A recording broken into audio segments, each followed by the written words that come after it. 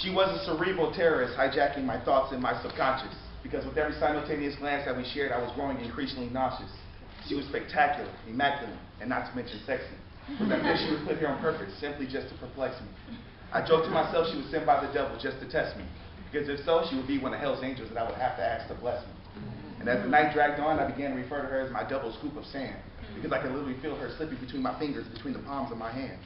So I held them tighter and closed my eyes and began to pray.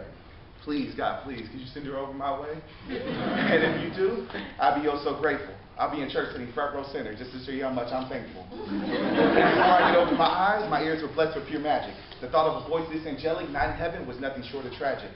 The air that carried her voice was as crisp as the tail end of a summer's breeze. This was the most beautiful woman that I had ever seen, and I was about to freeze. But not this time. I told myself I can't let this one get away. Because if I did, to be honest, it would ruin my whole damn day. My week. I leaned in with the simple obligation to tell her my name, and returned with the discovery that the greatest smell on earth had abruptly changed. And once we made eye contact, I instantly thought of a book entitled 20,000 Leagues Under the Sea, because that's how deep and focused her eyes appeared and were fixated on me. The words she spoke topped off her lips like white rabbits and had a gentle flow. She became my Alice, and I was lost in this wonderland of a conversation. Before long, I began to wonder how deep this rabbit hole would go. I didn't want to admit it, but I had to confess, Mrs. Gulley was my hypothesis, an educated guest. We started talking about random things and common interests we shared. She started asking questions about me, and I couldn't believe that she cared. I told her I write poetry sometimes. Then she giggled. I told her I don't write poetry in that touchy-feely kind of way, but that I want the words in my poems to touch you and make your skin crawl so you can literally feel what I'm trying to say. And in her eyes, she started working on a book entitled 40,000 Leagues Under the Sea, and I was the main attraction. If I could describe this girl to you in one word, it'd plain and simply be satisfaction. Because she could satisfy me each and every way imaginable. And the way I felt about her was nothing short of insatiable. And if insatiable means to never get enough of and have an infinite fill, and she was my satisfaction, then this journey we was about to embark on was going to be one hell of a thrill. Because there was going to be a limitless amount of her infinite satisfaction. And I couldn't wait to get her alone so I could put this theory in action. She said her favorite show growing up as a kid was Gulley's Island, so I started laughing. I told her she could be Mary Ann or Ginger just as long as I get to be the captain.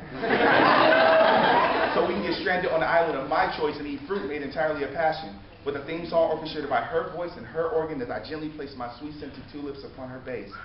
So the secret ingredient of the fruit we partook could be exposed by it clearly written all over her face. And then we get some messages and bottles made of cell phones punctuated with smiley faces. And before long, she referred to my bedroom as her personal and private oasis. As you can see, I was developing the heart of a lion. I had the eyes of a locked-in Bengal. I had to tell her my new destination was getting lost in her Bermuda Triangle. If I shouted it loud, it wouldn't suck. It wouldn't matter who heard it. Because if I crossed the line between smooth and perverted, it wouldn't matter to her because she's just my dream girl. She's just my midnight hallucination. She would never be more than me, just figments of my outrageous imagination. So ladies, if this poem touched you in any way, I have a proclamation.